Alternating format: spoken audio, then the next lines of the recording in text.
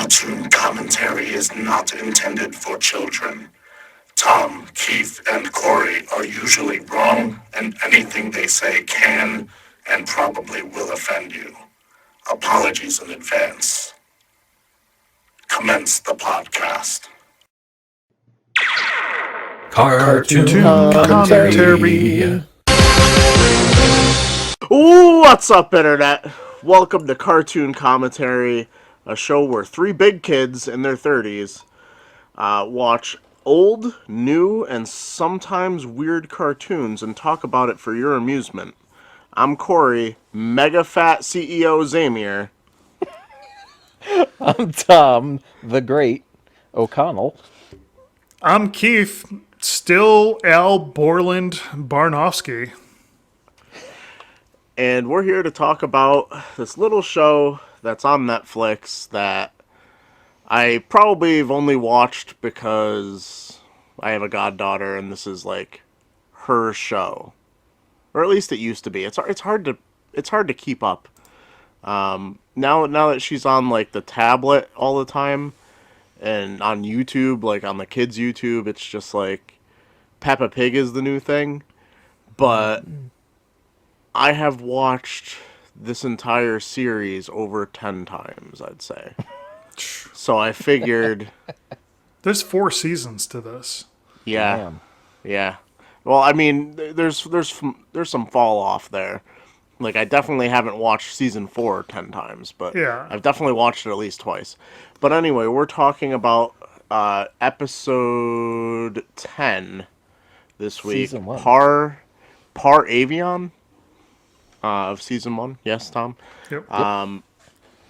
So I figured I would give you guys a little bit of backstory. This is Boss Baby Back in Business, the official subtitle. Boss Baby is an interesting show.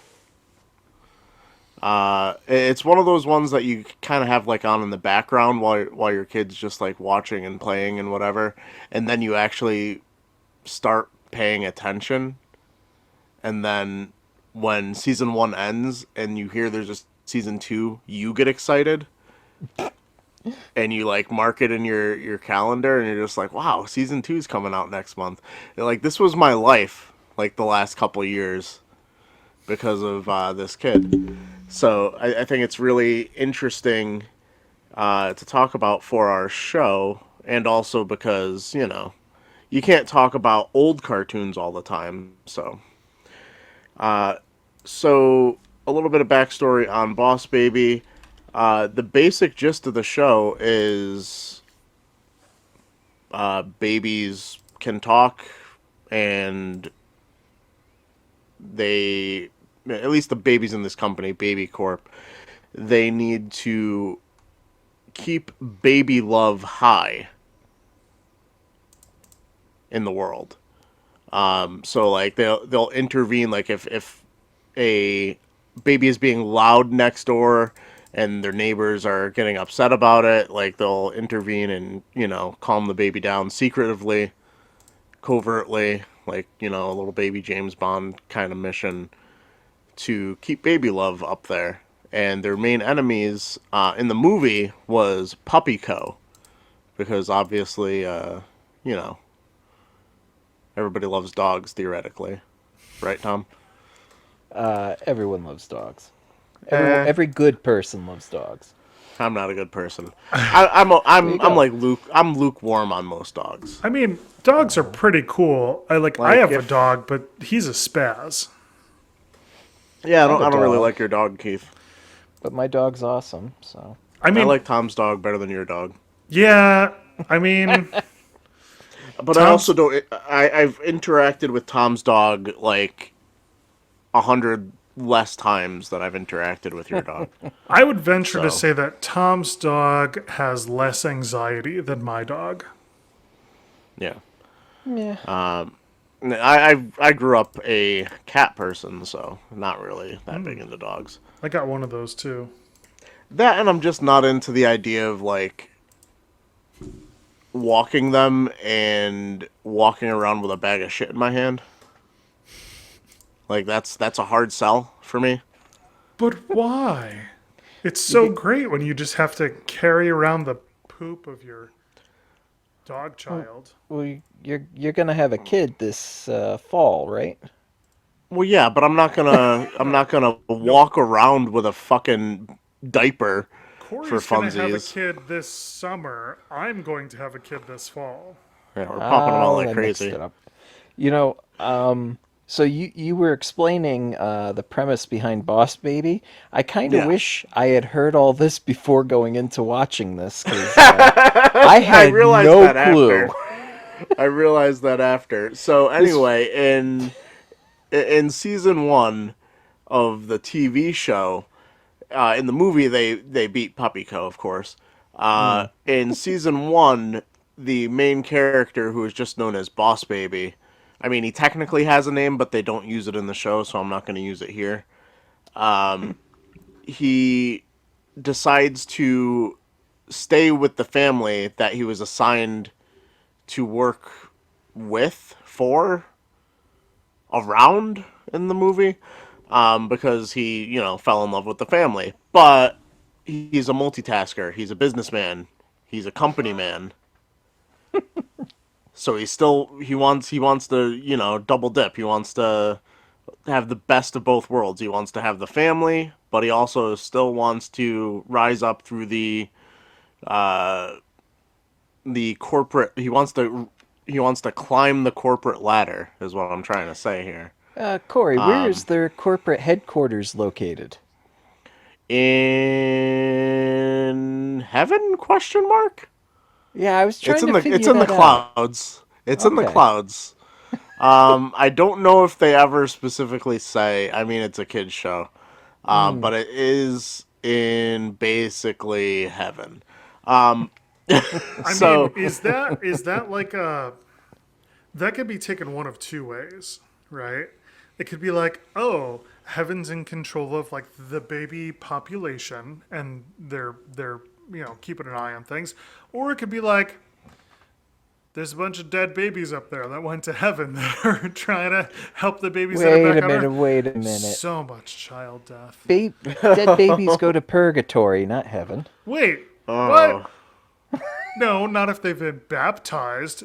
Duh, Okay, you okay, all right. heathen. Well, And if you're Mormon, you can baptize somebody after they've already died, which I just found out recently, which is the whole premise behind Ancestry.com. oh wow. what? Yeah, look it up. It's real. The Mormons own Ancestry.com, and part of the reason why they do it is to find all the way back through their lineage to be able to baptize everybody in the previous generations that they're associated with who have died. Because they believe in baptizing people after death. This episode just went real weird. Sorry. It was Oh, already you weird. you It learn was. something new every day. There you go. Mormons, weirder than you thought. Well, so back to the weird part of the show. Based on the movie and I guess in the show, either these babies are neuralizing parents, like Men in Black, and being like, "Hey, you don't remember it, but I popped out of you," or everybody comes from like a stork type situation. Like in the movie, the boss baby just kind of appears. Like, but you see the progression of like Tim, the brother character, who is a quote unquote big kid who's like 7. Mm. He like goes through the progression of his mother is pregnant, you know, and then they have the baby, but the baby is the one that was produced in a factory in heaven slash baby corp. Well, like, don't they also? So I think I saw. This is why I think I saw parts of the movie because these babies drink like a blue The potion. formula. Yeah, The formula, yes. it's like a And it special keeps thing. them a baby. It keeps them from aging. Did I And was that without in it, the episode at all? no. Okay. It's No, it's the in it's in movie. other episodes. It's in Yeah. other episodes too. And it Okay. also is the thing that allows them to talk once they stop taking the formula, they become a regular baby. So, like, not all babies in this universe can talk. It's just the ones that work for Baby Core. Yeah. Ah, So, the So, ones taking drugs. yes. Gotcha. So, in season 1, it's kind of a slower build through like 12 episodes, but instead of fighting Puppy Code, they're up against this weird cat guy called Bootsy Calico, whose purpose is to destroy baby love and raise up cat love, which I can kind of get behind. Eh. I mean, Eh, I mean, I don't not like babies. I like babies, I but I understand. I I mean, cats are understand the up there effort. too. It's Cats are up there. but in this episode, wasn't it like I don't remember fully, but it was like Fat Baby CEO or something. Yeah. There's an inside job. We'll get to that eventually. All right. So now that everybody's a little bit more caught up, we start the episode in a weird spot where Tim Templeton, that's the older brother character, and Boss Baby are on an airplane. And Boss Baby's disoriented. He has no idea what's going on. Tim's fucking around with the upright. What is that thing called? Tray table. Airplane seat back Yeah. something. Well, the recliner or like the tray table. The tray table. That's what Yeah. I'm going for. Tray table. Tray table. Yeah. So apparently, their parents won a free vacation and they kept it as a surprise.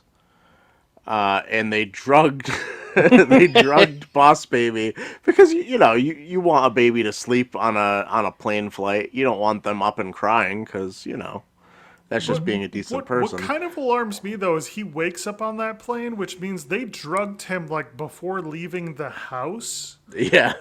Like, Yep. and then he wakes up on the plane, and you're just like, what? You drugged him to get on the plane? Like, was he gonna resist? No. Babies cry when they're on the plane and it's in the air. They don't cry getting on the plane. Well, Keith, as someone who doesn't have a child yet, I did not know that's how you handle babies and planes. So now I will make sure I drug my child way ahead of time I mean, before we get on the plane. there are plenty of parents that use Tylenol PM to their advantage. Or if your kid is too young for that, Benadryl. This is Yeah, I was not. gonna say, is Tylenol PM even a thing you could use at that age? Yeah, that's what you hit at later ages, and this is not child advice. This is not financial advice. Yeah, Keith, I was going to say I want the kid to take a nap, not be in a coma. You don't give your infant Tylenol PM. There is baby Tylenol. It's liquid form. You take it every 4 hours. Ah, Purely for pain. No PM. At least not now. Anyway, continue, Cory. Yeah, so he wakes up, realizes he's been drugged. He's not happy about it. They go over the implication of it being a free vacation. Everything has a cost, Boss Baby says, being a businessman and all. So he's trying to figure out the angle. Why are we in coach? And then we're introduced to some of the other characters in the series, part of his team at Baby Core, Stacy and Jimbo, who are also on the plane, which is a weird thing because they only That was usually weird. show up when they have a mission together. Like, they're not just babies that they hang out with. They're like literal babies from Baby Core. They don't have families generally. So it's weird that they're on there. huh. Like, those are just company babies. So they're just like street babies. Then who the Well, hell no, brought him all on the these plane? all these are street babies. Well, this is a conspiracy, as we're gonna find out. So it's not only a flight chock full of babies, as they say, but it also has the news person that's a recurring character on the series, Marsha Crinkle. who is like this really annoying, like stereotypical news reporter lady, and at least in season one, she doesn't give a shit about babies. So part of the plan that's happening in this episode is someone has all these babies on this plane because babies aren't well on planes, and you set one off, and they're all going to go off, and of course she's going to report on it because for some reason in this cartoon world, reporting on babies crying on a plane is a thing.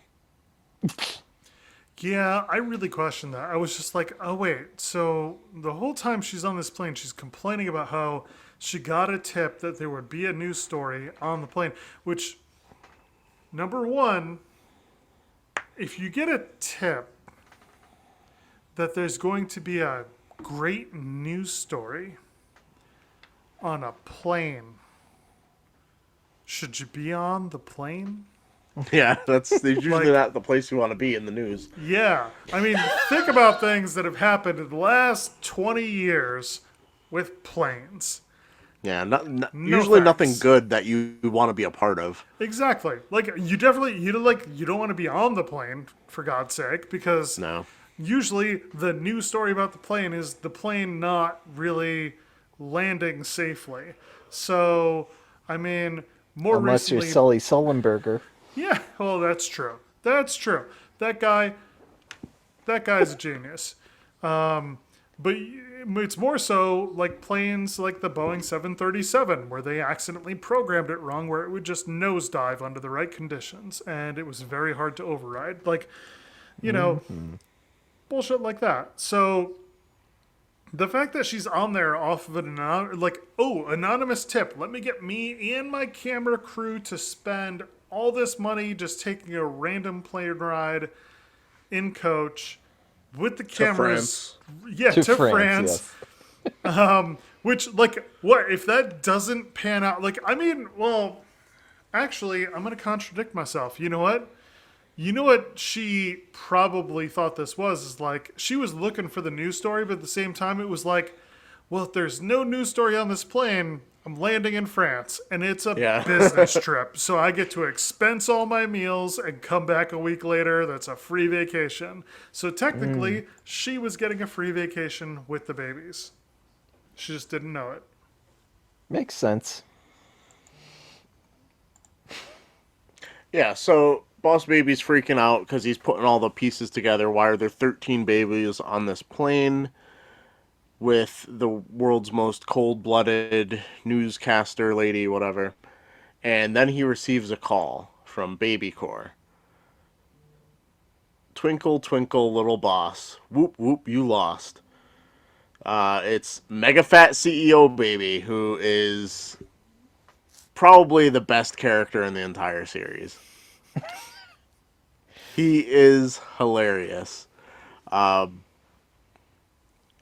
He's this little baby. Well, I say little. He's this little fat baby who walks around in a stroller just because he doesn't actually need it. And he is basically trying to sabotage Boss Baby's career because he slighted him back when he was an intern. I think the backstory on that is what it is.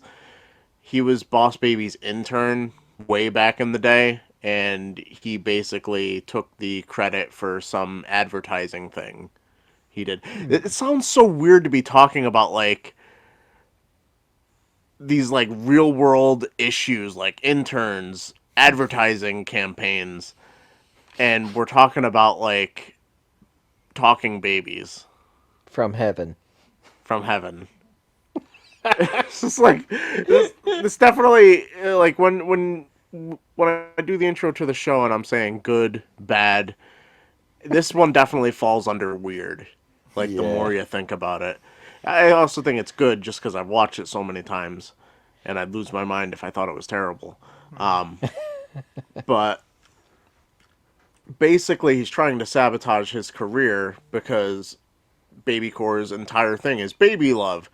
If Boss Baby and his field team is on this plane that has 13 crying babies on it and it gets reported on and now everybody is really down on babies, then he's probably going to get fired. So that's the setup, that's the sabotage. He starts freaking out, wants to get off the plane, and we're introduced to Stephen. Steve Fan. Stephen. Steven?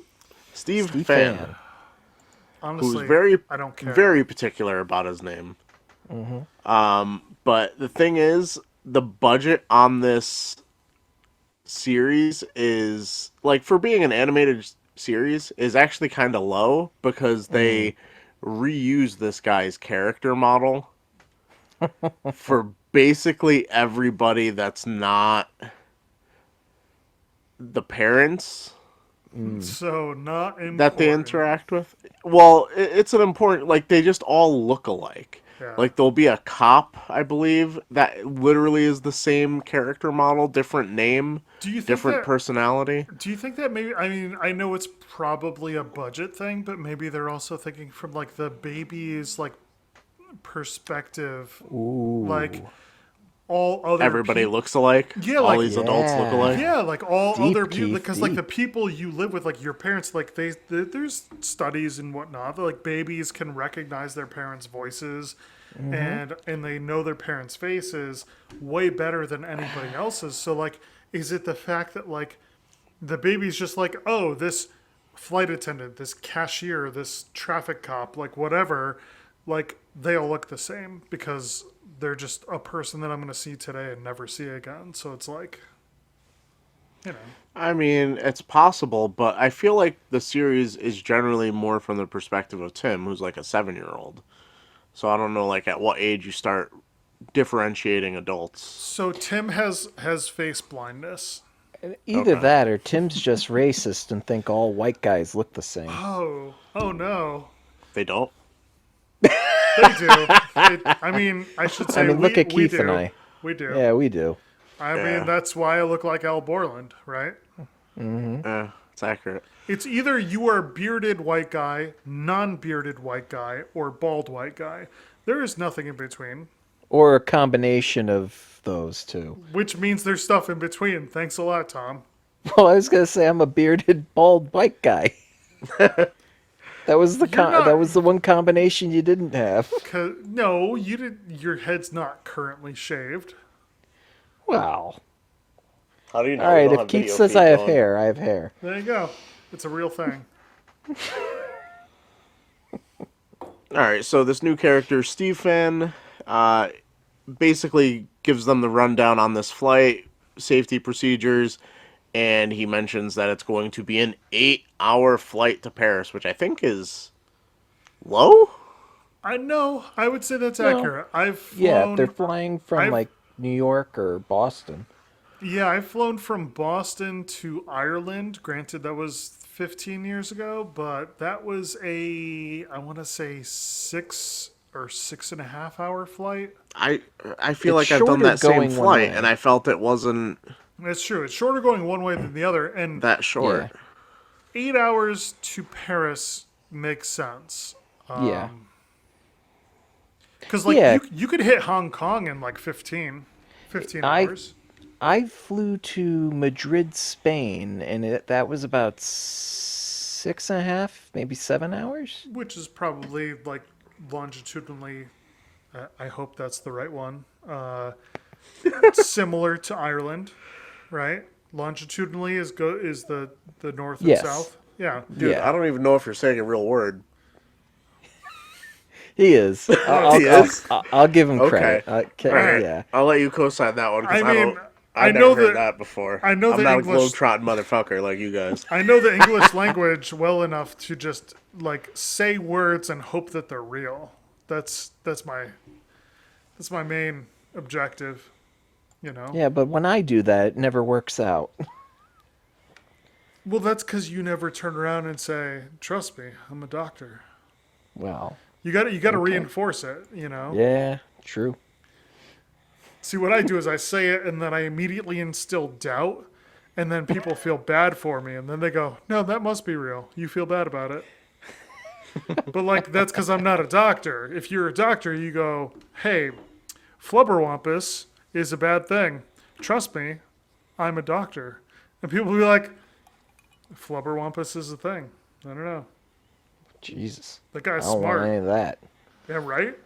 Yeah. Bad. You gotta take antibiotics for that. Flumberwampus. Yeah. Been hanging around dirty girls, Keith. Got yourself a case of the Flubberwampus doesn't wash flumberwampus. off. No, That it, does not wash off. it does No. not. You gotta sand it off. Oh, God. Deep down that Ew. hole. Oh. So All right, anyway, so Boss Baby's freaking out. Transatlantic flight is a baby's worst nightmare. Tim's trying to calm him down. Boss Baby's explaining that the air freshener hammering their eardrums guaranteed meltdown. Babies crying on a plane is the worst. And they have 13 babies. Starts chain reaction. So the issue here is that not only is Boss Baby drugged, he's pretty much on close surveillance with his, adults right there. well, Tim gives him like to calm him down because he's like panicking. He's like, "This is like a baby's worst nightmare." Oh, There's he so many- re-drugs him. Yeah, Yeah, so he roofies his Tim's brother. like, Oh. "Oh, here, have your bottle," and he drinks from it, and he goes, "Oh wait, this is the bottle with the drugs in it." Oh, no. So, like, I forgot about that part. So not only do his parents drug him, but then his brother re-drugs him unknowingly. All right, answer me this one question as two white guys. Does mellow jazz saxophone knock both you guys out like that? No. No. No. So you're talking like Kenny G. This is like all the parents are listening to Kenny G on their free headphones and they Nah. immediately fall asleep. You know what they're listening to? They're listening to Keith explain stocks. Yes. Oh Oh god. my god. So you know what Oh you my need to god. do, Cory? Tell me about the GME again, so I can go to Cory, bed. we need to have me do my own symposium on stocks, but you need to sync that up to like a Kenny G album, like auto tune style, so that like my words are following the notes that he's playing, and Yes. that will put anybody to sleep.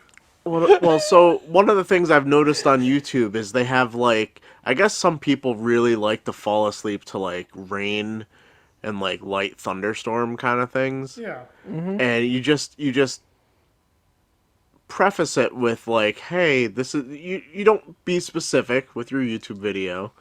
You just say, hey, this will help you fall asleep. And you start off with like a nice rain, a little bit of thunder, and then it just transitions into Keith talking about GME and AMC and about Dogecoin. So there's this whole thing happening in the market And you just right now. do it really nice and ASMR-y. Yeah. Hedge funds sell shares of stocks that they just don't even own. What you need to do is And get you yourself the Robinhood app. Yeah, you should just know Robin Hood is a bunch of fucking bullshit because they stopped people from buying GME during the last squeeze. So what you should do is you should just get a Fidelity account. We're not sponsored. Fidelity, putting the- Fidelity, please sponsor us. You're great. Robin Hood, he didn't mean it. Maybe sponsor us. Robin Hood, you're a sack of shit. Your CEO's little boy from Bulgaria, and that's his ploy. But really, he's just Do you know what that sound is? Please sponsor us. That's the sound of money going out of our wallets, Keith. Yeah, No. Keith. no. Robin Hood's going to be out of business in 2 years because they're sucking Fidelities. All that money just Well, falling out of our I'm- pockets. It's Not all gone. Fidelities. They're not sucking Fidelity. They're sucking Citadel. Okay. Anyway, that's That's a I sentence mean, that's you never guys, been you guys wanna prod me into talking about this stuff. Now I'm all amped. I'm like, oh, let me explain. Let me explain all this stuff. No, we gotta talk about Boss Baby. We gotta talk about the Boss Baby on his 8-hour flight to Paris, which He was drugged, He was drugged Yep. multiple times. I mean, roofied by his brother. So he's all tired and loopy, and he basically,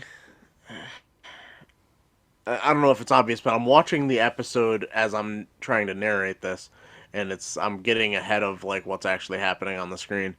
Uh, Tim is going to end up being tasked with keeping all the babies in check because Boss Baby's out. He's gonna wake up and say some stuff every once in a while. He's useless until the medication wears off. It's all on you. And this is basically a Tim centric episode. Usually they're partners in crime, but Boss Baby's pretty much laid up the entire episode just for comic relief. I say this was not a great episode to start the series on, at least for me, because I'm like thinking to myself, Boss Baby. This show is about a boss baby, and he's pretty much knocked out for 90% of the episode, and it's all about That's Tim. true. And I'm like, is this show supposed to be about Tim or the baby? What the hell is this? well, Tom, let's be honest. What bosses have you had in your life that actually do the majority of the work? That's They true. usually just, they're all fucked up and drugged, and they tell you to do all the work. Their mothers, their brothers, drug them. Yeah, you're right. Yeah, exactly. I Yeah. mean, every boss that I've ever had my entire life has been drugged up and just told me to do their job for them. Yep. All right, so the babies start acting up. Their ears are, I'm assuming, popping.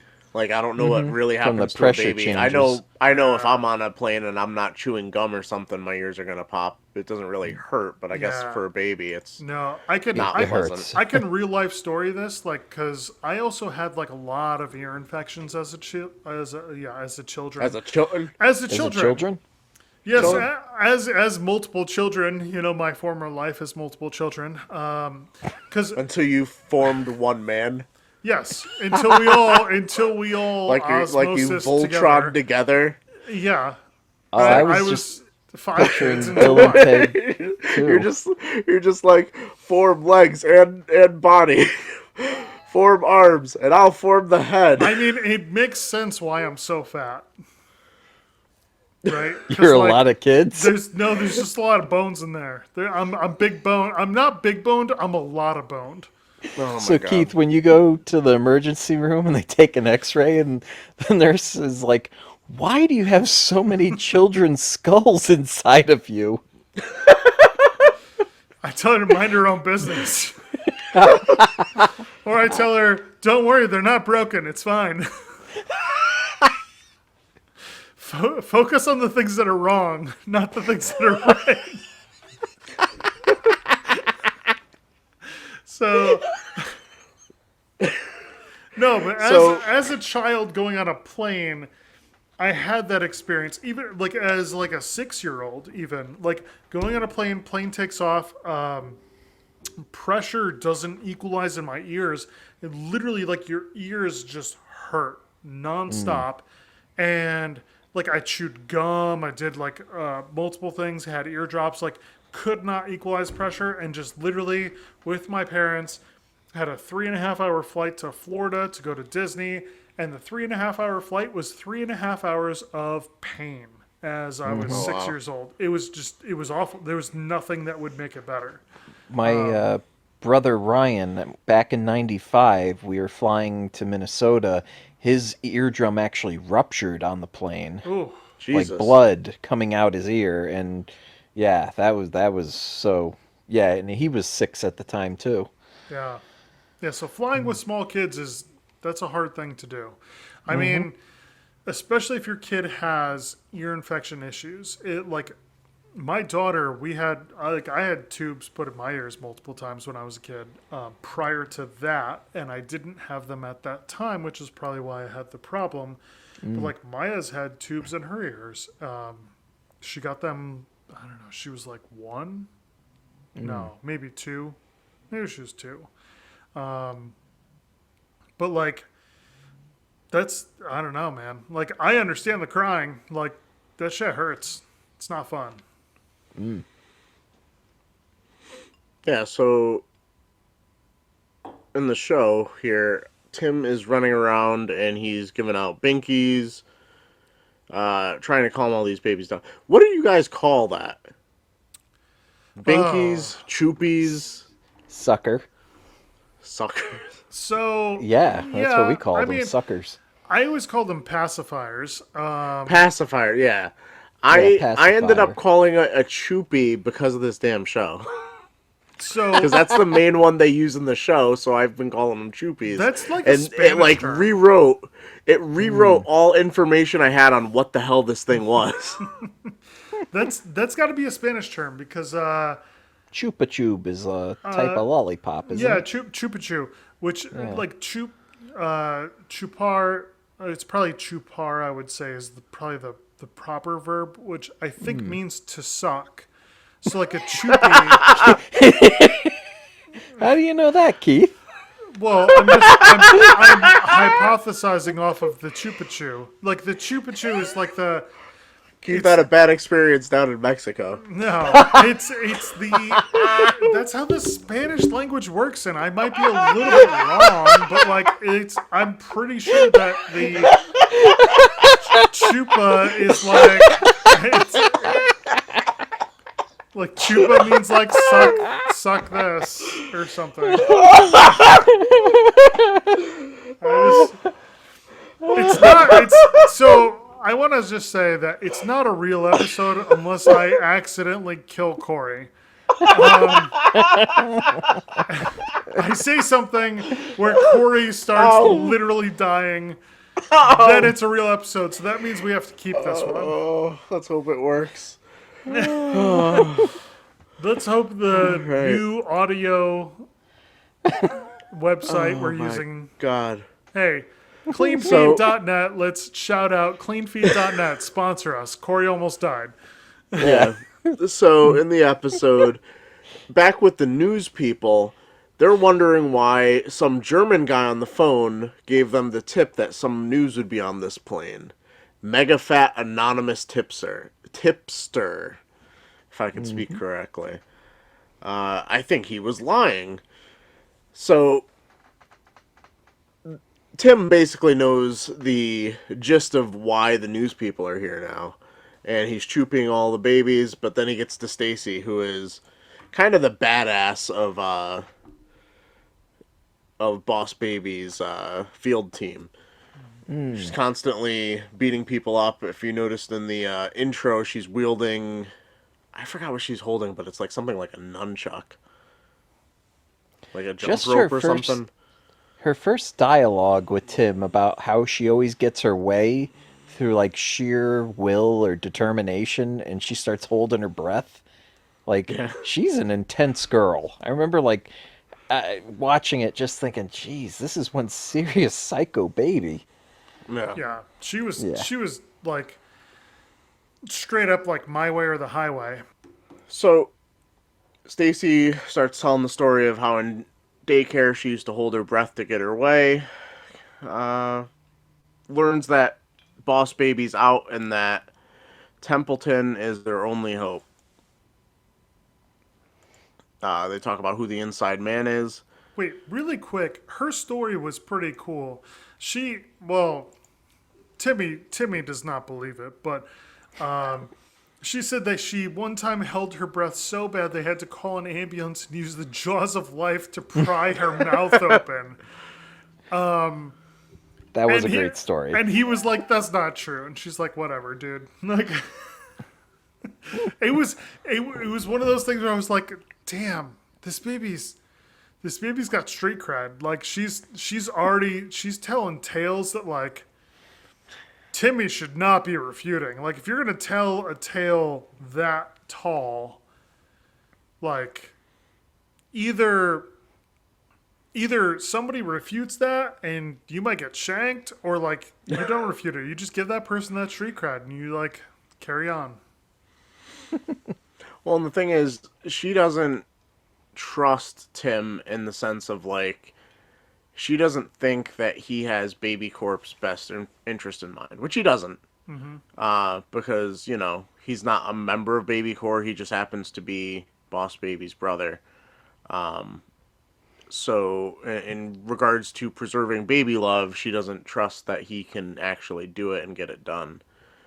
He explains it's all a setup from Mega Fat CEO Baby. And like I said, she starts talking about who the inside man is, and apparently there's always an inside man. And complains Always. that he's going to be the downfall of the field team. So theoretically, there's someone on that plane I who's mean, causing all this shit. have you never seen the movie Inside Man? No. Pretty sure that's a bank robbing movie with Denzel Washington. Oh. Yeah. Did I see that with you? And probably. And Yeah. it's there's an inside man, which is Always. literally a guy who like hollows out part of a wall and like steals all the diamonds and then goes into the wall and then like lives there for a week and then exits the bank like a week later as the inside man because he was inside the bank the whole time, which is why they didn't catch him. I thought that was going in a really creepy direction. No, no, no. Yeah, it was inside man. Like I could have gone in a bad Like way. I didn't. I was like not grasping that he was still in the bank. I was just like, wait, he hollows out a wall and just like lives in there with diamonds for what reason? Like, with what sustenance? Oh, I thought you meant like sexual, like being like, Oh no! It inside doesn't always man. have to be sexual. Yeah, no, it doesn't The always end have to inside be. me? It's just fun. Okay, Tobias.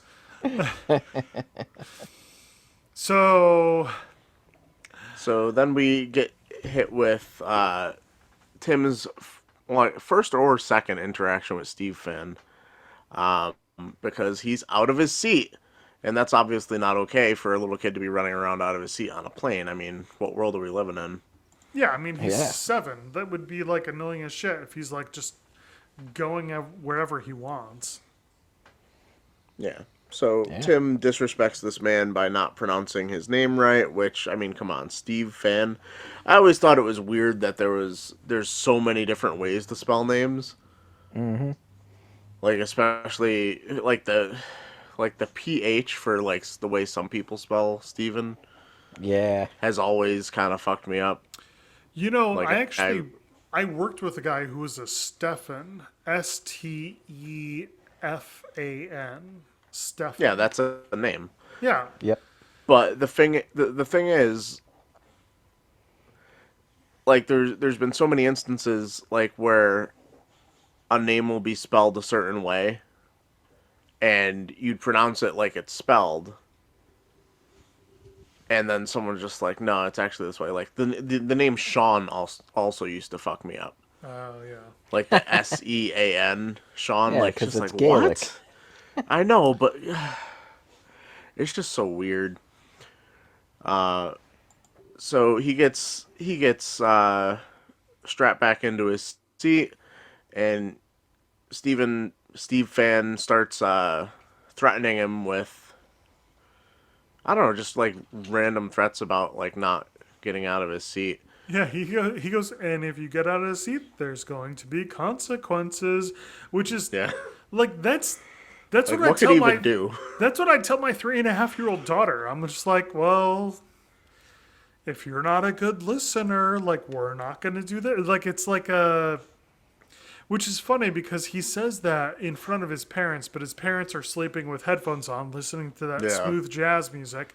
But like the audacity, like I would not, I don't know, maybe flight attendant life. I mean, they're a breed. Like I have met flight attendants when I had to travel for work out to our Iowa office, and flight attendants are hard-skinned people, and I could imagine them looking at the parents and be like, "You're sleeping. I'm gonna tell your kids and I'm gonna fucking give them consequences." Like that's not their job. That's not like a flight attendant's job is not to give consequences to a child, but at the same time, I can understand a flight attendant being like, I'm going to give you some fucking consequences. Like, I don't know what those are. Like, I Keith, don't. how would you feel if a flight attendant said that to your child while you were dozing off listening to smooth jazz? Oh, I'd rip their balls off. Like that's even if they didn't have balls, I'd find something that looked like balls and I'd rip them off. Like that's Growths. not going to I ripped happen. their growths off. I am. The thing is that like in my parenting, like I'm somewhat of a strict parent, I would say.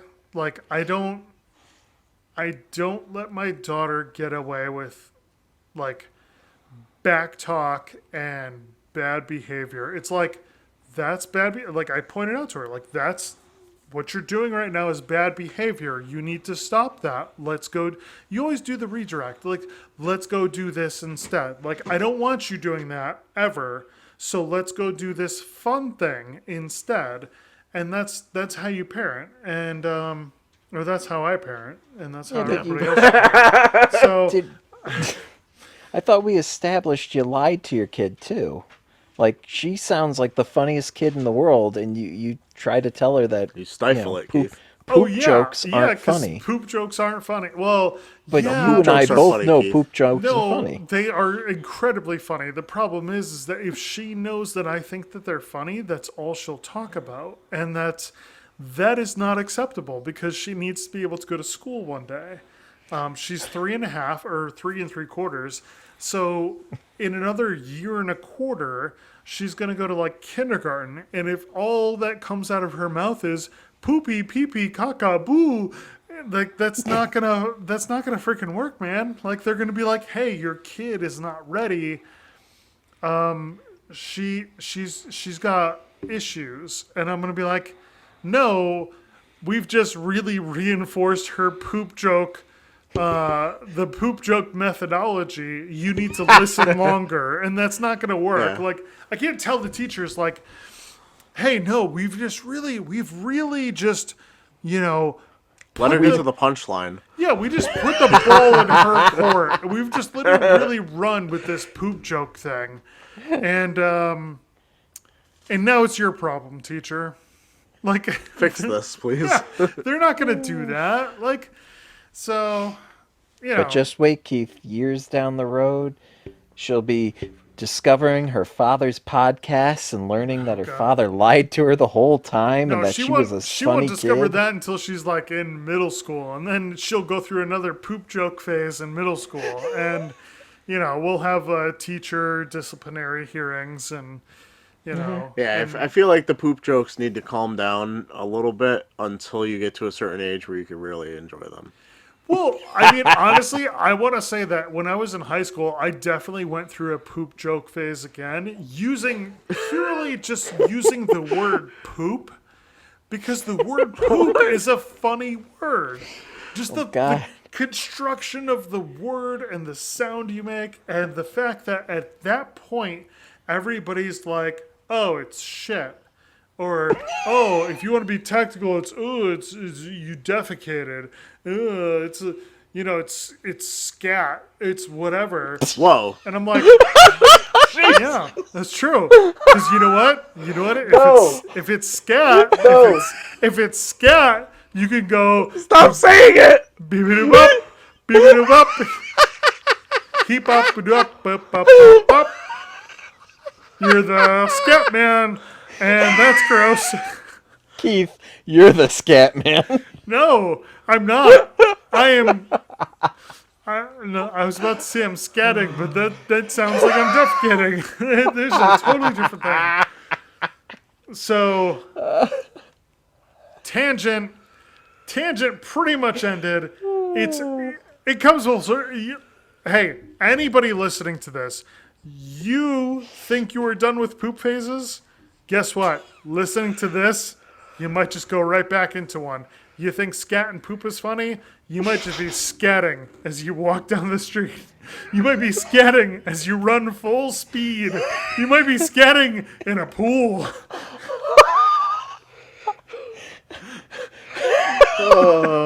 I just pictured a lot of people shitting, Keith.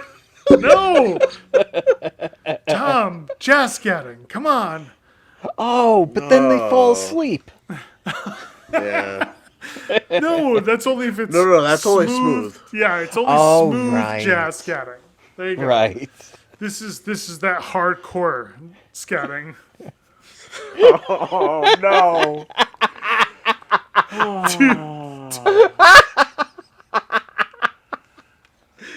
Do not Google that. That is probably a thing that no one Our wants to see. entire thumbnail for this is just going to be Oh, the God. parental advisory thing. There's literally no other information. No, we barely swore at all. Just the parental advisory thing. Yeah, but there's like almost no swearing. It doesn't matter. Oh my god. I don't Jesus. even know where we're at in this episode. We haven't talked about the Yeah. episode for 15 So- minutes. Yeah. Oh So man. no, so like I know where we are. So the girl baby, what's her name? Stacy. Stacy she gives Timmy an earpiece, right? So they can like talk to each other. And she goes, I can't get out of my seat, but I'm going to be your eyes and ears, which doesn't make any sense because she's a baby in a seat and she said she won't get out of it. So there's that. Well, she can apparently see through seats, I guess, because like you gotta look, the line of vision on this flight is not great. True. But then she pops up and she can see a bald baby crying back there. So That's she starts true. like calling out shots to Tim. So, she basically tries to like message out to Tim so he won't get caught by the flight attendants because the flight attendant goes into like the first class area with like the curtain divider. And she's like, okay, go, go, go. And then he has to calm down babies. He tries to sing a song about unicorns hugging and unicorns being made out of hugs and whatever. It's not Yeah. good. There's nothing It's good not about good. it. And then Timmy gets stopped by the reporter, right? That's like the next part is like the reporter actually gets up to try to like, I don't know. Have an interview with Tim. Like, yeah, it's just like, Was I that don't- when Those are- the guy that's with the Smells the reporter news was on him? sniffing out the news? Yeah. Yeah. oh, that's true. Yeah, her camera guy can apparently smell news on people. So he just like starts sniffing this 7-year-old, which is kind of Which- weird. Which, like, honestly, no. You know what it is? He's not smelling news. He's smelling fear. He has a sensitive enough nose to smell. Stranger danger. No, he smells. He smells. Whatever hormones, pheromones. just don't say pheromones. poop. No, Pheromones, Keith? Thank Pheromones. He you. smells the Okay. kids' pheromones? Yeah. Well. Jesus. No. No. No. Oh, No. the pheromones are for mating, No. aren't they? Yes. There are other like bodily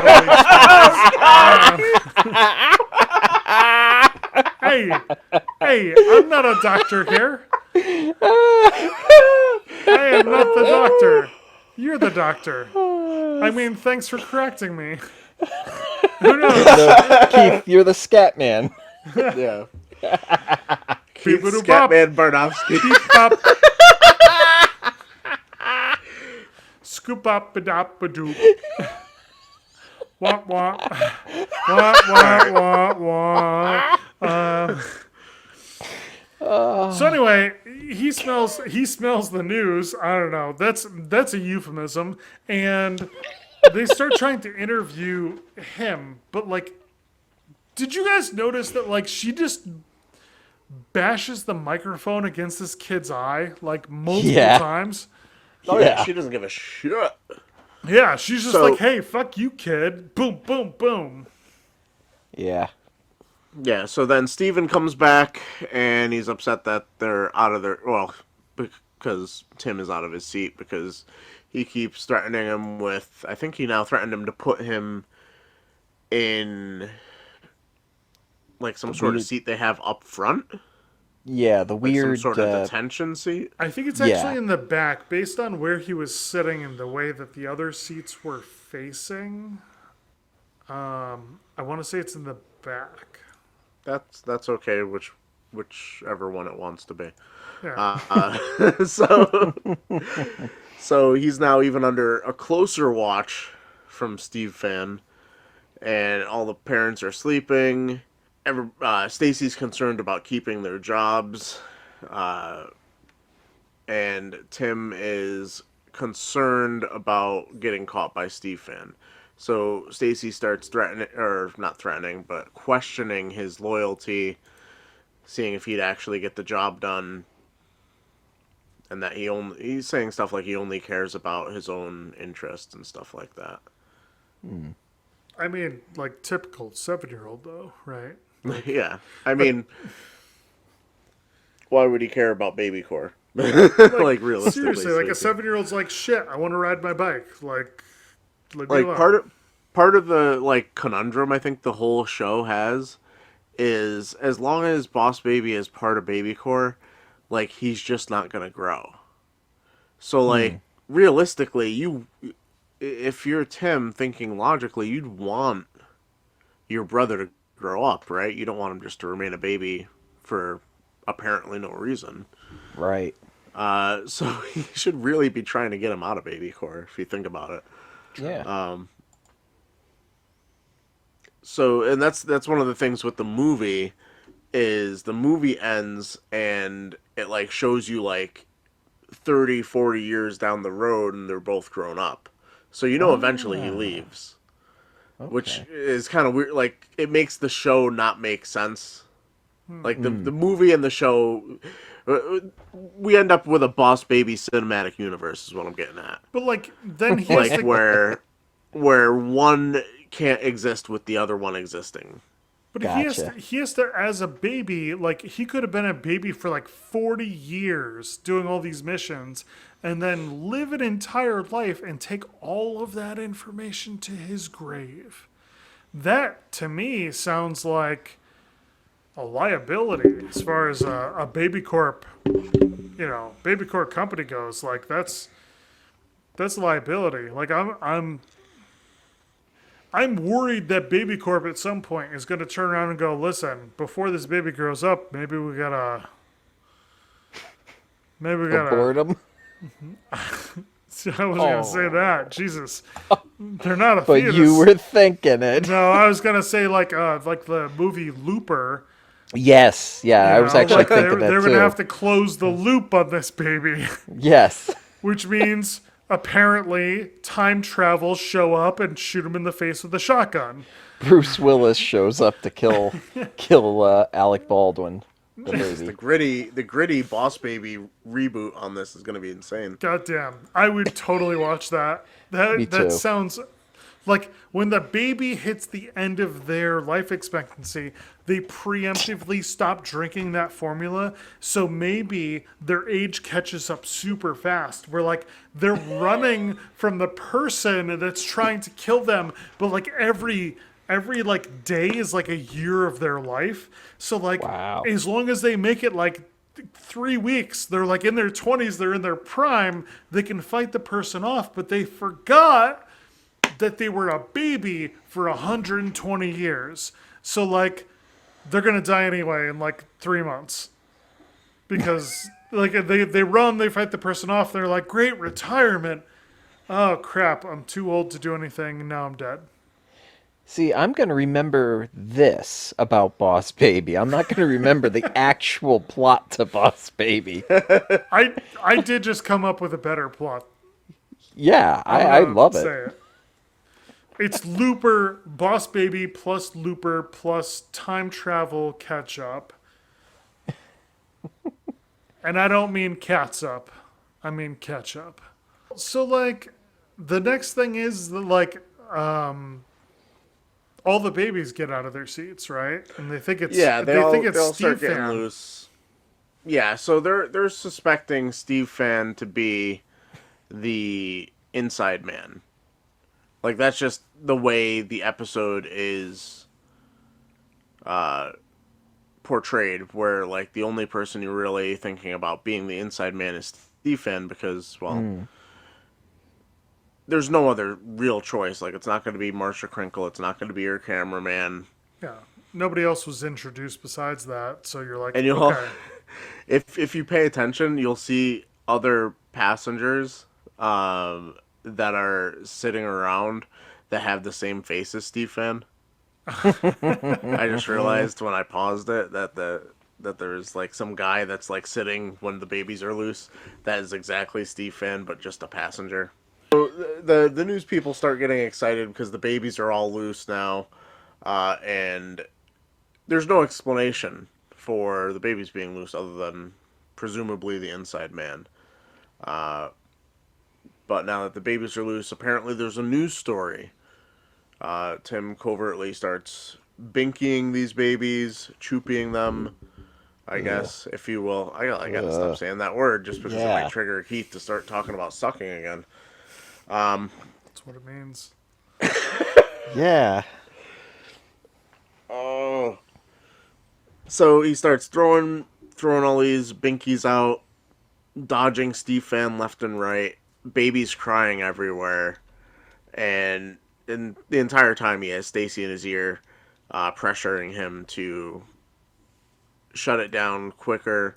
He's got two twins on his lap, crying, chain reacting, uses his fingers. Oh no, there's 3 kids. He like ran out of binkies. Did he use his foot? 2 fingers and a toe from one of his feet as binkies. I missed that. And that it was like a baby second and a half like clip, and I made a note of that because you've been Weird. sitting on this plane for, at this point, I think it's 6+ hours. And you're gonna stick your dirty toe in a baby's mouth? Like what? Gotta do what you gotta do, Keith. I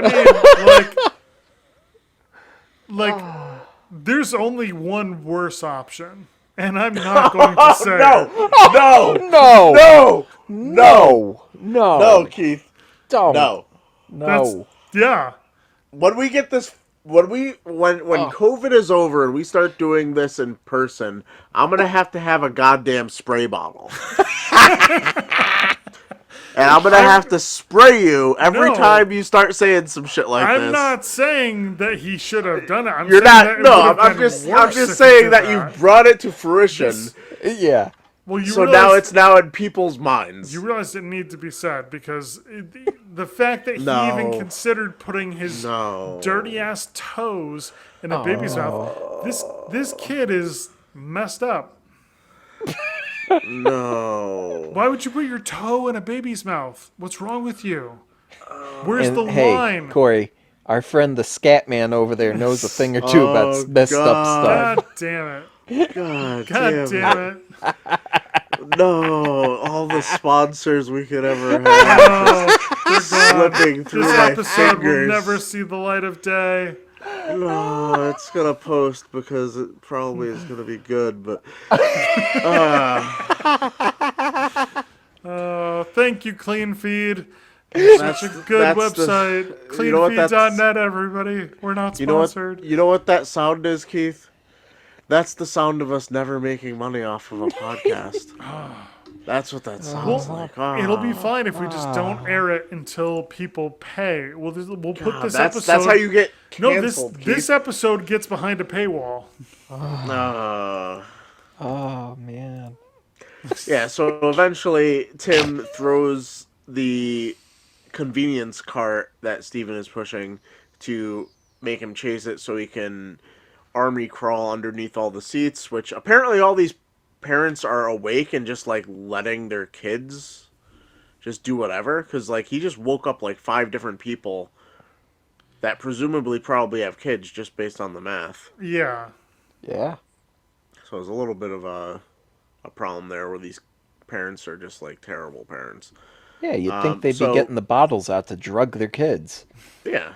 So he ends up getting back to his seat without getting caught by Stephen, and then he's under even closer scrutiny.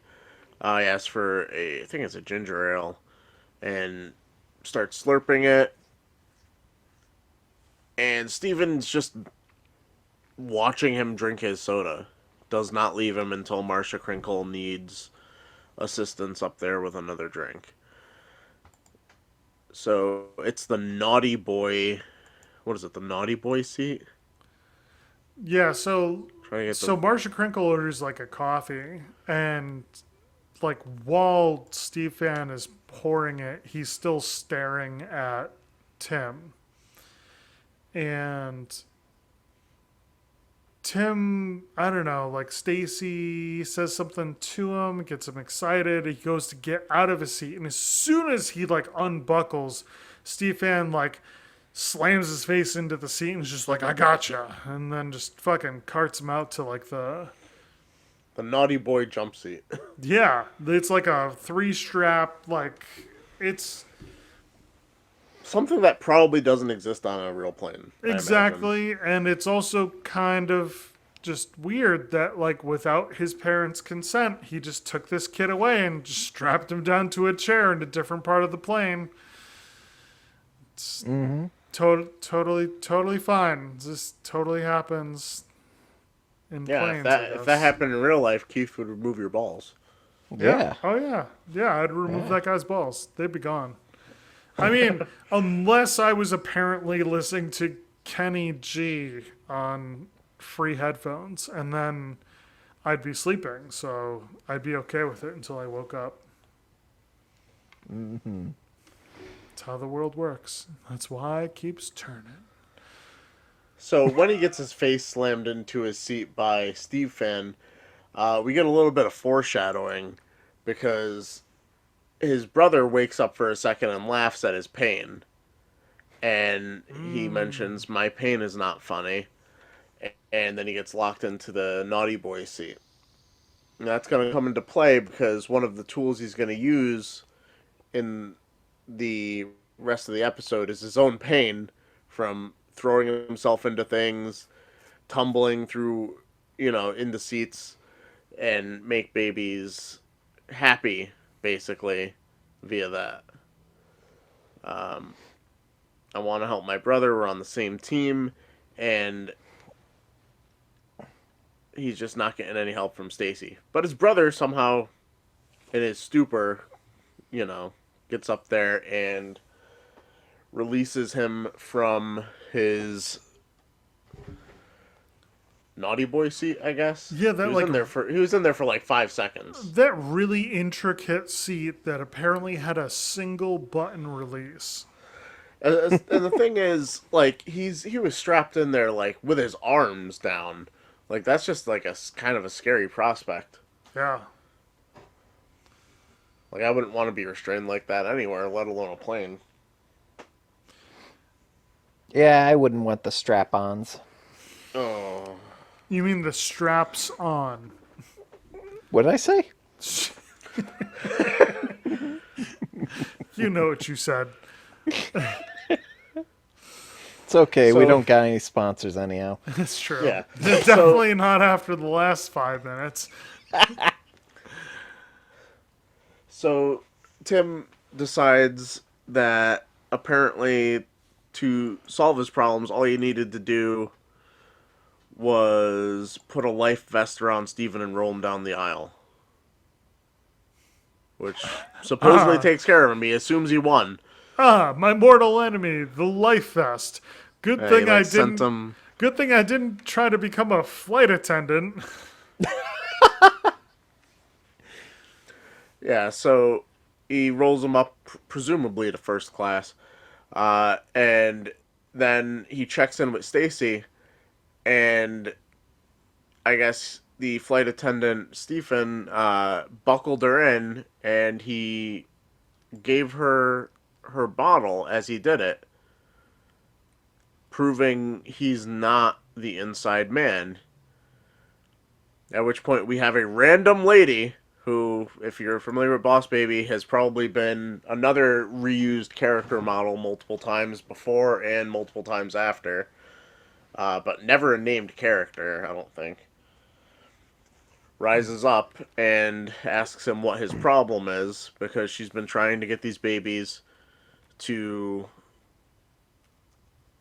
basically stir up shit on this plane because some German guy on the phone promised her, I think it was college tuition for her for her baby there. Yep. It was mega fat baby CEO or whatever. Mega fat CEO baby. Yeah. He promised her that he would pay for her baby's college if she got all the babies on the plane to cry. Yeah, and apparently Ohio State is as high as she's willing to reach for this. So, shout out to Ohio State, apparently. Must be a good school. I don't know. I'm like, Yeah. I ain't never heard anybody talk about it aside from this. I mean, they're probably sports fans. I'm imagining Ohio State probably has some good sports teams or something where she's just like, the family lineage. Let's go. So all the babies end up chain reacting after she pops a balloon, and Marsh Crinkle gets excited because it's crying baby apocalypse. It's back on. I don't know why that's a story. Yeah. Like, if you think about it, like, if you're watching the news, like, is that something you even give a shit about? If, like, some babies were crying on a plane. Like, yeah, no. Damn. I thought the same thing where I was just like, I mean, any baby on a plane, I'm going to expect that they're going to cry at some point. So, like, I'm like, the only way that this makes sense is that she got the anonymous tip, right? That there was going to be news on the plane. And the plane flight was boring as shit. And it was an 8-hour flight. And she convinced her boss that she should go on this from that anonymous tip because she's basically getting a free vacation. And she told her boss there was going to be a story. So the only thing of note that happened on the plane was that the kids were crying. So therefore, she was like, this is news. It is not news, but that's literally the only material that she had. And she wanted to get the work out of the way before the plane landed so that way she could enjoy her vacation. Yep. Right? Interesting theory. It is a cartoon, so it's probably not that deep. No, it's probably, it's she legitimately she's thought just it was a a one. news story. Yeah, she's just a one-dimensional character that really just enjoys getting news stories, even when they're not. But so all the babies start crying. Tim accidentally flings himself into a seat and makes one of them happy. Marsha Crinkle starts counting down from, I think it was like 20 to when they go on air, because apparently they're going to be live from the middle of the air, which I don't think that works. 20?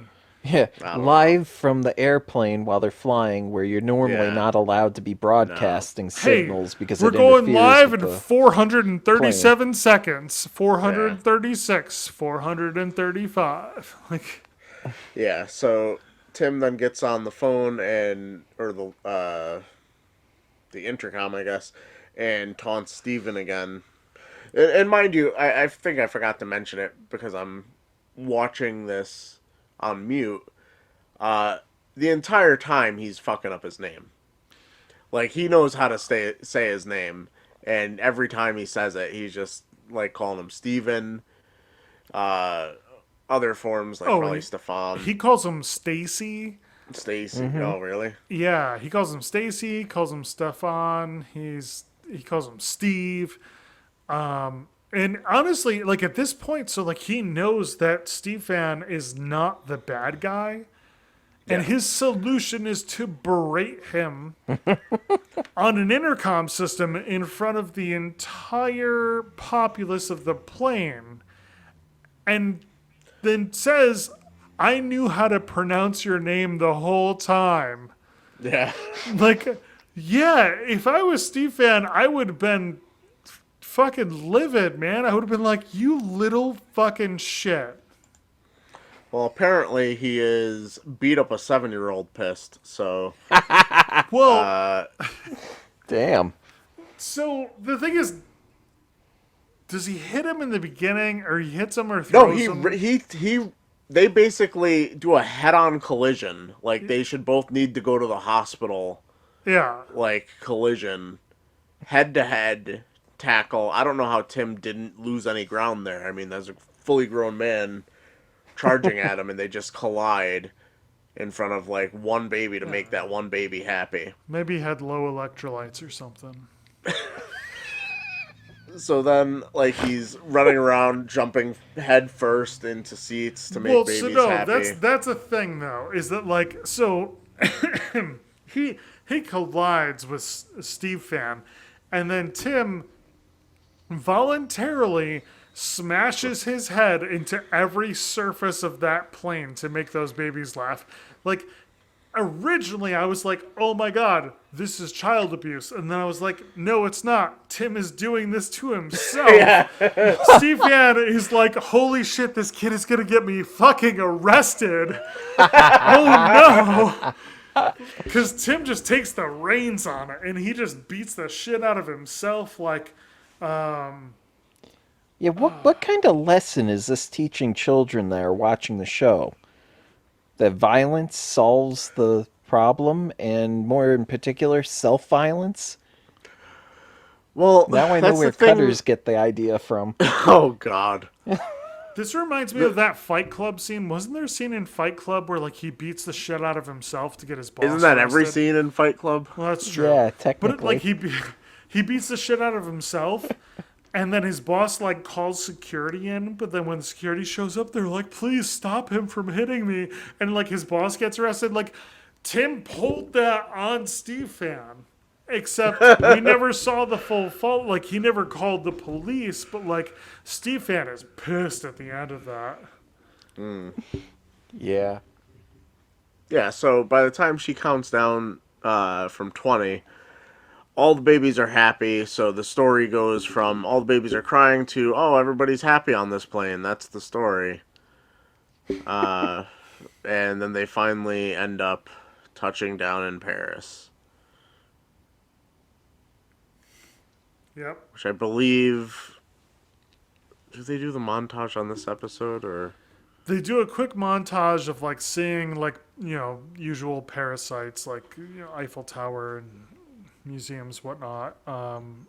That confused me when you said parasites. I was just like all the usual Paris. Sites. It's just like what? Spiders? Yeah, lice and ticks. Lice, ticks. Like what are we talking about Leeches. here? Yeah, All the usual suspects there. the usual ones you find in Paris. That's where Pinworms. Yeah. parasites come from. Paris. You didn't know that? It's so. I just want to note that like when they're done with all the sightseeing, and when Tom's done with knocking around his microphone, Sorry. It got caught on the corner of my my laptop cooler pad thing. Sorry. laptop has a cool Did pad. it mispronounce your name? You need Jesus. Yeah. to beat it up? Yeah. No, it was running itself into walls. That's what happens. Yeah. So when they're all done, like the montage is done, Boss Baby says, "Enough with the socialism, let's go home." And from a baby that's part of a corporate, like a secret capitalist corporation that's, I don't know, trying to literally just protect its own interests, like, that is spot on. That is 100% like, he's like, yeah, America, fuck yeah. That's part of the thing that like made me like interested in the show as it was on in the background was like there'd be like jokes that I would be like, yeah, that was kind of cool, like especially in the movie. I would say it's an interesting show. It's not the worst show if your kid's into it, and it's something that you can just have on in the background, like if you're doing work while your kid's just wanting to watch TV. I think that, I agree. Honestly, I think that the show itself was better than I expected it to be. And there was not like a ton of cutscenes. Like it wasn't like cutting. Like granted, the structure of this episode was a completely linear storyline with the same characters in the same atmosphere the whole time. But like a lot of other cartoons, as we've seen, are like, oh, let's look at this story, and let's rewind time. Let's go to the future, and let's go to the Yeah. past. It like jumps around so much. This, like, I watched it and I was waiting for that to happen. I was like, oh my god, no, this is just a linear storyline of an event, and it was actually kind of pleasant. This show that we just watched, you It watched it it because was all coherent. yeah, it was coherent. There was a storyline, there were objectives, there was Yeah. characters actually staying true to being those characters. I mean, was it a masterpiece? No, absolutely No. not. But I mean, as And far as the the other recent thing, stuff, the other thing that's interesting is, as far as what we've recorded so far, this is the first thing we've recorded that doesn't feature like a known character to us generally. true. Like there's Yeah. no Sonic, there's no Mario, there's no, oh, what the hell else have we watched? There's no Scooby Captain Doo. N. There's, well, Captain N. I feel like it Mega has some Man. character. The characterizations of that don't really reflect characters we know. Oh, come on. Simon Belmont was like totally the same No, Yeah, same okay. one no, as the no. one from the games. That's exactly how I pictured him. Yeah, but I thought it was an interesting episode to do, just because show some range, and that I don't want to also, for lack of a better term, blow our load doing all the like checklist shows where it's just like, oh yeah, Teenage Mutant Ninja Turtles, uh, Hey Arnold, Oh yeah. Ren and Stimpy, like all the shows that we, Oh shit. How about Batman the Animated Series, Nah. stuff like that. Gargoyles, Monsters, Gargoyles, yeah. fucking Dragon Ball Z. Yeah, Dragon Ball. And eventually we'll get into more anime. I have a feeling Tom's gonna make us watch a One Piece episode eventually, and I'm not looking forward to it. If we're doing anime, I'm gonna make you watch it. I'm gonna make you love it. It's gonna hit you in the No, feels, it's and not you're gonna be gonna like, happen. ah, shit. But that's the Gotta thing. do it. Like we should like really continue on this track where we are ramping up to the good stuff. Like we're watching stuff that we know is either like super old that we watched as children that we're pretty sure is bad now, or we're watching stuff that is like meh, like that doesn't have a huge following, but it's not necessarily like bad. And let's watch it, let's critique it, let's go through it and learn from it. And then we're going to slowly ramp into like the golden age, I feel like. And at some point though, I worry that we're going to watch some of the golden age or what we consider the golden age TV shows, and we might be disappointed. Yeah, that's another fear.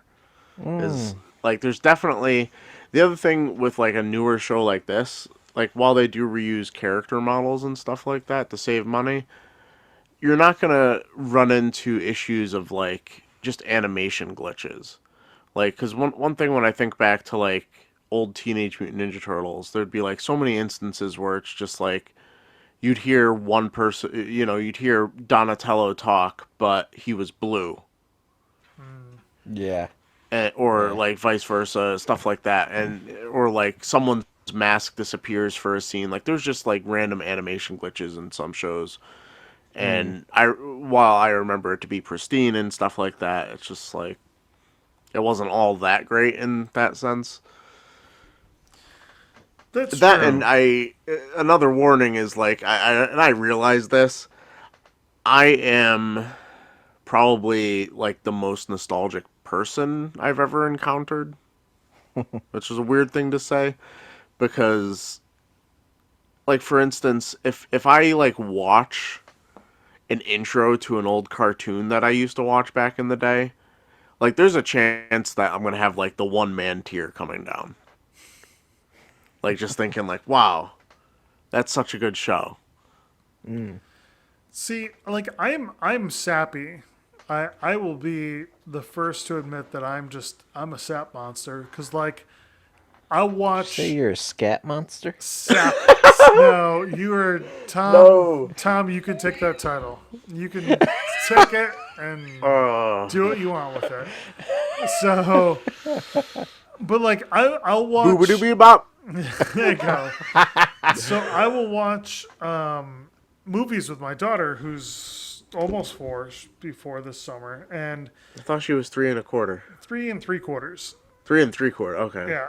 So I'll watch movies with her, and like it's dumb, but like Disney has this formula down. Like not the old movies, but the newer movies. Disney has this formula down where they get you really invested with the characters, and they get a really emotional scene at the end that gives you the conclusion, and I tear up, and I tear up at almost every single end. Like the Frozen movies. I just bought Raya or Raya the Last Dragon, or Raya and the Last Dragon.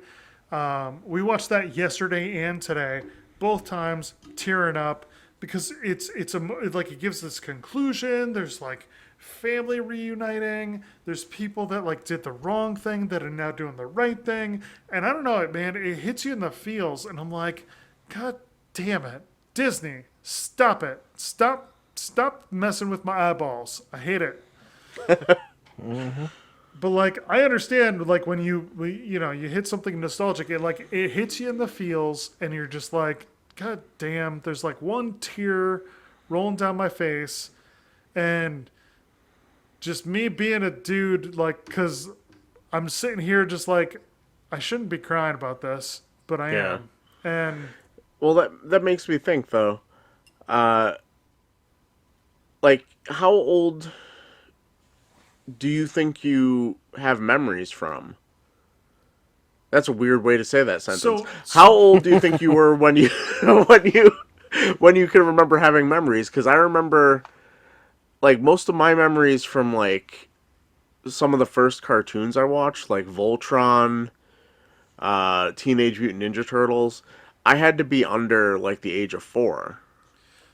Well, so that's the weird thing is that like I don't have actually that many cognizant memories from that young of an age. Like I would say honestly, like my first memory that I can remember was when I was probably around 3 to 4, when I was in like preschool, or yeah, so I was probably 4, and I was always a tall kid, and I remember that there was tricycles at preschool, and there was only one that was like a really big tricycle, and like one of the little kids would always grab it and ride it, and then like I was like my knees would hit the handlebars on all the other ones, so like I couldn't ride those, so like I could never ride the tricycle because somebody would always like grab the one big one that they had.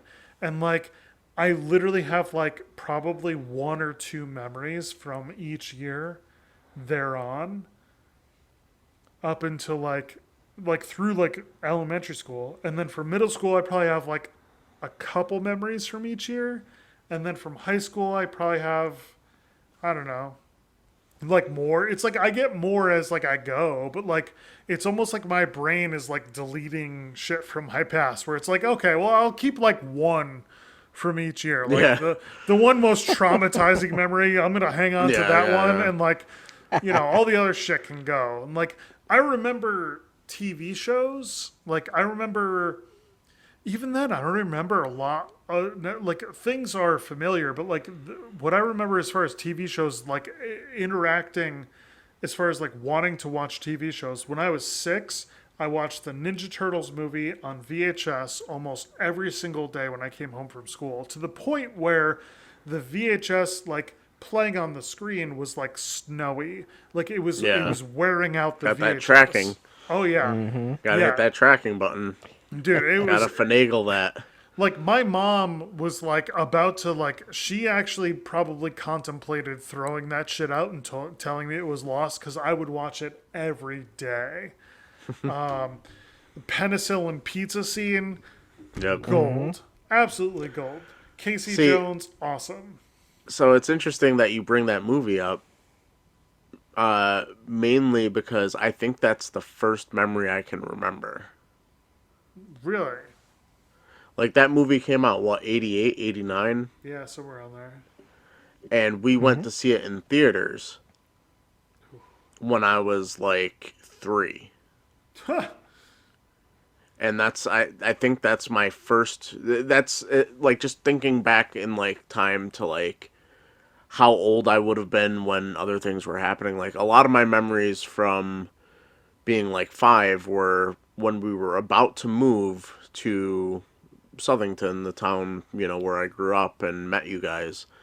Like, a lot of that was, like, related to the cartoons that were on the TV, because I didn't have any video game systems back then. So, like, it was mainly action figures, cartoons, Teenage Mutant Ninja Turtles, Muppet Babies. And it makes me think, like, when your daughter's, like, 3 3/4, like, is she forming those memories now? Like, are these the things she's going to remember watching, Frozen with her dad, Raya the Dragon? Rava the Dragon? What is that show? Raya and the Last Dragon. Yeah, I haven't seen it yet, so I don't know anything about Yeah, it. But I had to basically, like, it's only for purchase right now, but, like, we kept on seeing it on there, and she was asking for it, and I was like, yeah. You know what, because the thing is, I was like, I really want to see it too, so $30, here we go. that's going to be another. Here's the thing, listeners. We're probably going to ramble on about things. Like, we're probably on pushing, like, the 2-hour mark at this point. I can't see the recording. We're at 99 minutes. Damn. So. All right, that's actually shorter than I thought. Hour but, like, 40. I feel like what usually happens is we'll record one of these episodes, and then we'll end up talking for, like, an hour afterward, and there'll be, like, comedy gold, or, like, someone will say something ridiculous, and we're always like, oh, we shouldn't have stopped recording, blah blah blah. So it's just like, I'm okay with keeping it rambling if you guys are okay. Oh yeah, I'm fine.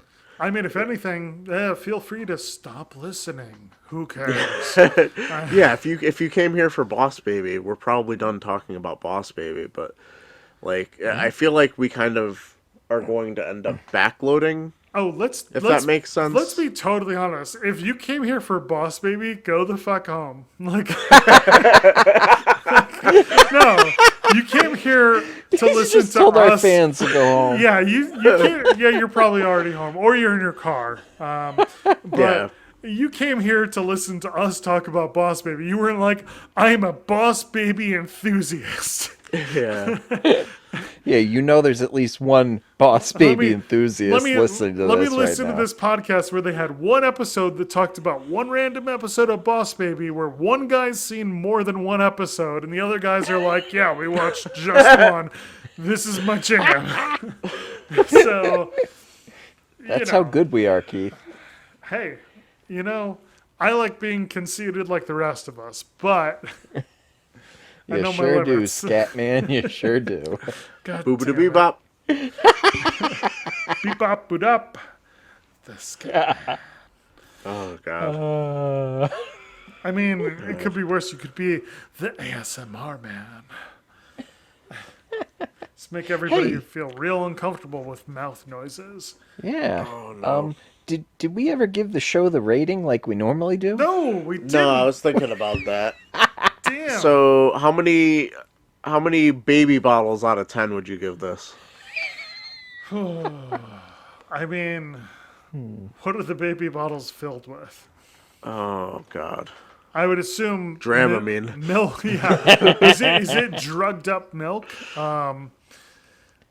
So I'm gonna say that actually, and I feel like I'm being somewhat swayed by the other things that we've watched recently, the utter garbage that we've watched recently.